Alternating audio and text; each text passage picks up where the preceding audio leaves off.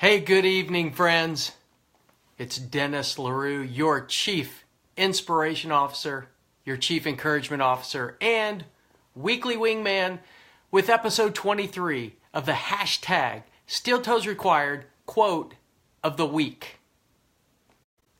I tell you, I can't believe 23 weeks of these quotes that have poked, they have prodded, they have pushed us out of our comfort zone and into a new level of awareness, new levels of excellence, and I pray that they've added tremendous value to you. And my goal through this process has been to add value and to reach 1 million people. That's right, 1 million people. We are sitting at, since I've been doing this for 23 weeks, we are looking at roughly 13,000 people have spent time with the hashtag steeltoesrequired quote of the week. You've shared, you have tagged people, and on occasion when you've run into me, you've let me know you've watched it. So I appreciate every single one of you. And so here we are with another quote this week. So let me know you're here. Who's out there? I see Naomi's out there. Carlos, Diane, good to see you, Diane. My mom's out there as well, and I'm sure Dad is watching in the background. So, excuse me, so glad to see everybody. And this week, we have a great quote. And it's from my dear friend, Edward Reed. Ed Reed, I call him. He is a phenomenal guy. He has been my best friend since I have become a coach. I mean, we have been wingmen together through this process of coaching. He has a great company called Academic Management Group. And it focuses, I believe, primarily on helping parents and students navigate the waters to get to college. I mean, we need that. Who doesn't need that? I remember myself going through getting ready for college. I needed a wingman desperately.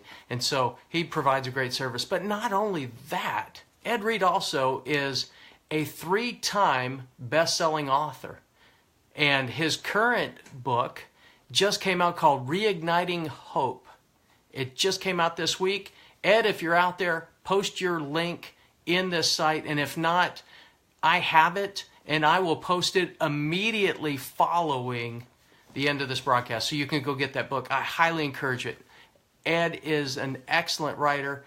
He is filled with wisdom, and I promise you, he will add tremendous value to you in his writing. Hey, Leanne, good to see you. And Dallin Kirby, hey, tell your dad, tell your sister, tell everybody out there I said hey.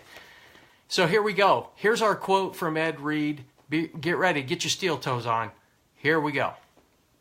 Ed Reed said this. He said, life is not fair.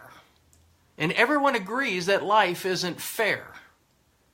The winners and losers in life are determined by how each one handles the same situations and circumstances when life is not fair.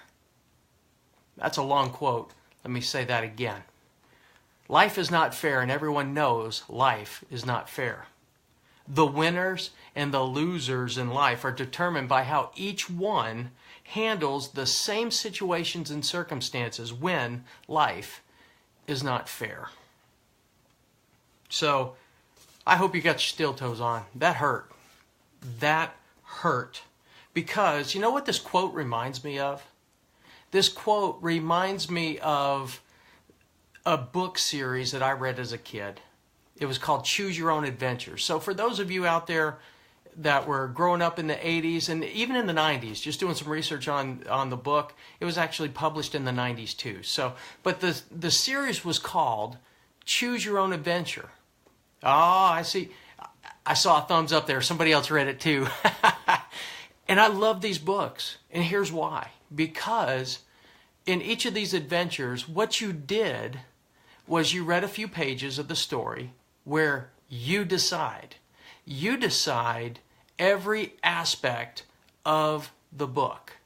You determine every action, every decision that needs to be made. So you would read a couple of pages. It would give you kind of a layout of the story. And then it would tell you to make a decision. If you decided to do A, then you turn to page 75. And if you choose B, then turn to page 12 or whatever. The book was not to be read in order. It was to be read based off a decision. And what happened in those decisions were you could be the hero of the story, or you could find the treasure, or you could make $1 million, whatever it is. You could be the hero, or you could make decisions and end up, ultimately in some stories, you could end up dead in the story. But the point of the story was you were the person in charge. It was your choice. You made the decision. And it's the same thing here with Ed's quote. Ed's quote reminds us that there's nothing new under the sun. Whatever circumstances you are in, it's not new. It's maybe new to you, but it's not new in and of itself. Same with circumstances and decisions. There's nothing new under the sun. It's how you handle those decisions that come up that determine whether you're a winner, a loser, or, as John Maxwell would say, a learner. So, winning and losing. Circumstances come up. How do you handle them? What are the characteristics of winning versus losing?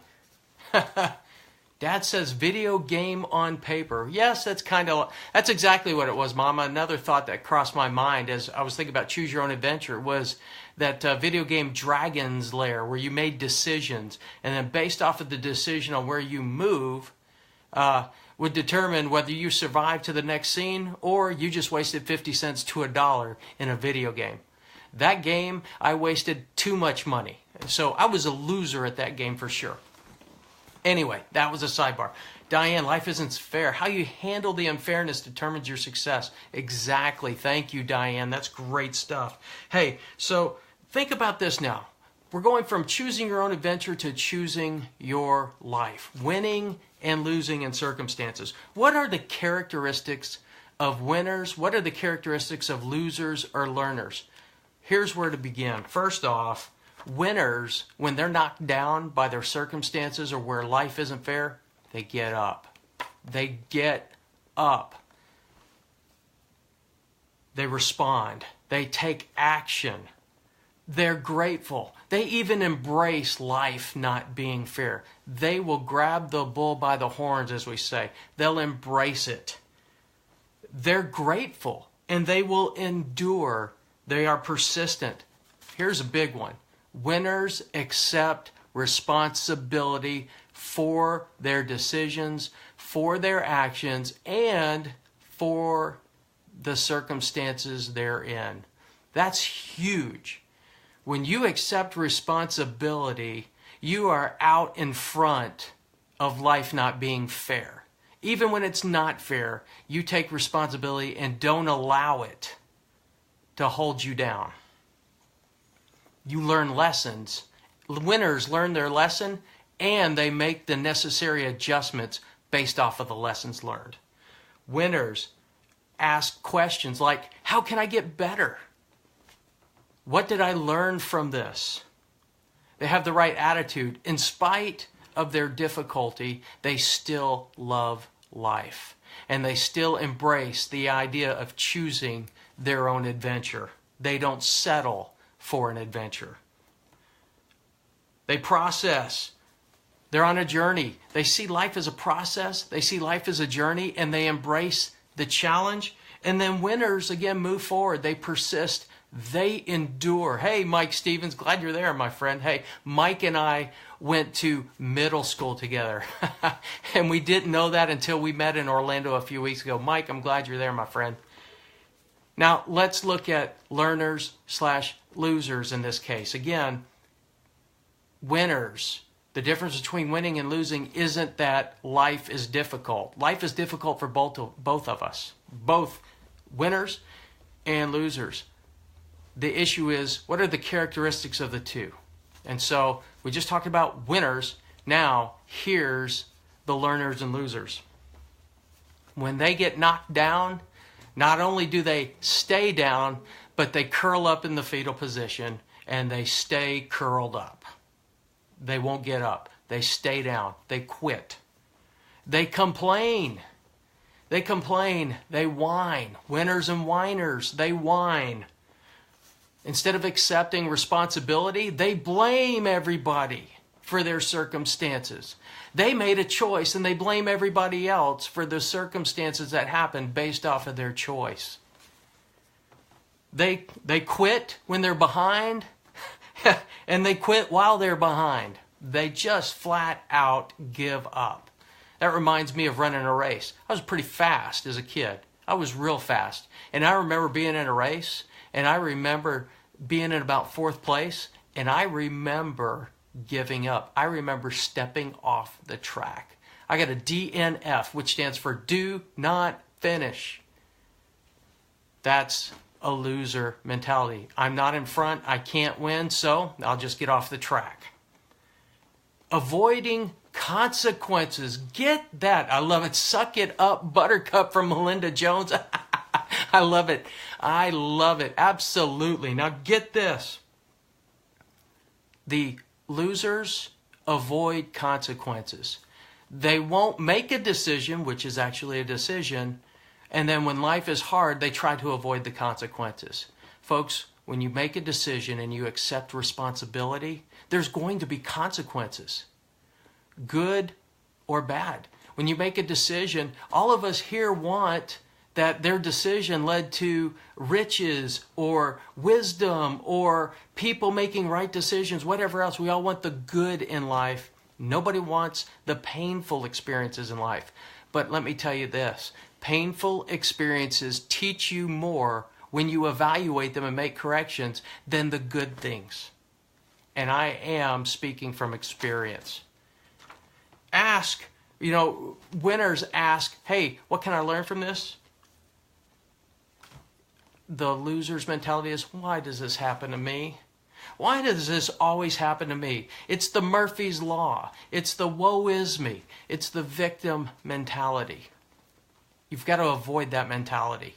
You're just in this case, you're saying, there was a song that I heard growing up that said, one of the lyrics was, life sucks, then you die. That's the mentality of the loser, that life sucks, then you die. They get annoyed. They're overly critical. They blame others. We said that. And here is the biggest. This is the biggest area, biggest characteristic of a person who is dedicated to losing is after embracing the challenge, after reaching a challenge and giving up, they go back to where they were most comfortable and they stay there. That's right. They go back to the comfort zone and they stay there. Folks, the comfort zone is nothing more than a prison disguised as an oasis. That's what it is. The comfort zone is a prison disguised as an oasis, and it keeps you there forever. So that's the difference between winning and losing. There it is. Now, here's a tool that will help you determine where you are at on this scale, because it all starts with the biggest difference between also winners and losers is this. Winners have hope. Winners have options. Hope brings options. And losers don't see hope at all. Hope is a fuel. It's not a strategy. It's a fuel to move you forward. Those who quit and go back to the comfort zone lose hope. Look in sports. When a team is down and they know they can't win, what do? They just give up. And you can see it. You can see it on the field. You can see it on the court when a team has given up. And fans will boo and they will yell and they will shout because there's nothing worse than paying a lot of money to go see professionals give up. Don't give up. Are you a loser? Are you a winner? Which category are you in? And here's the tool, okay? Everything starts with a thought, okay? Thoughts. Your thoughts then become beliefs. And because of those beliefs, you begin to take action on those beliefs. So thoughts become beliefs, beliefs become actions, actions over time become habits, and then habits over time become your character and your circumstances. So, if you're having a difficult circumstance, go back. Where are you off? Is it in your thinking? Are you having a winning thought or a losing thought? From that, how are your actions? What are your beliefs? What are your actions? What are your habits? And then, how do you respond? They will follow in line right there. So there's your tool. Your thoughts, beliefs, actions, habits, character, and circumstance. If it's consistently good, you're going to get consistent circumstances. Now, what about obstacles? What happens when you come up to an obstacle? Here's what happens. That's a good thing. You're going in the right direction. John Maxwell says that everything worthwhile is uphill. Or, if it were easy, who would be doing it? A caveman. Everybody would be doing it. That's the jingle, right? Again, obstacles are telling you you're going in the right direction. Now, when those obstacles happen in your life, that's where winning and losing is determined. If you turn back and go back to your comfort zone, you're losing. If you get beat up and knocked down and you get back up, you're winning. Keep moving forward. What did you learn from the experience? And then make the corrections. Hey, Sherry, good to see you out there. My cousin from Hawaii. Love it. So there it is. There it is in a nutshell. Again, here's what my friend Ed Reed said. Let's bring it back around because it's your life and you choose your own adventure, like the books. Life is not fair. Everyone agrees that life is not fair. The winners and losers are determined by how each one handles the same circumstances and situations when life is not fair. So, here's your action step. I want you to go back to a moment that was painful for you. That's right. I want just one moment that was painful for you, and I want you to go back and work through that and find out and examine it for the lessons learned to be a winner. That's right. What lessons you learned to be a winner, and ask yourself, how can I get better? Where can I get better? What did I learn from this? Because experience is not the best teacher.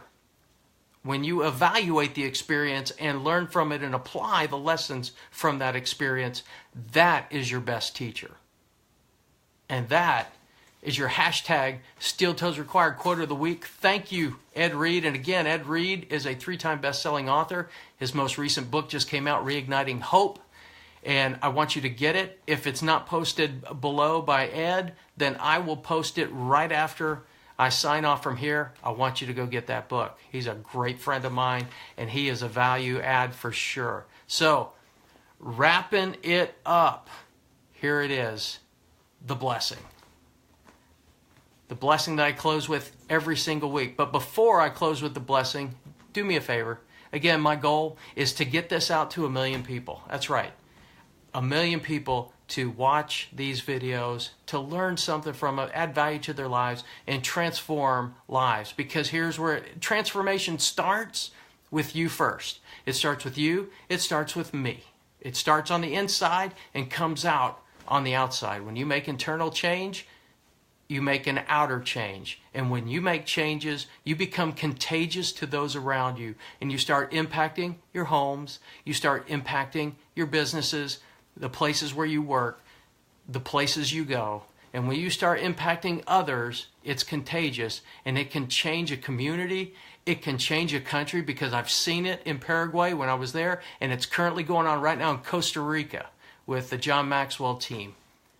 Transformation starts with you, and it can expand, multiply exponentially, but it starts with you first. And I want to see 1 million people transformed just by watching these videos, taking action, and then sharing it with others. That's it.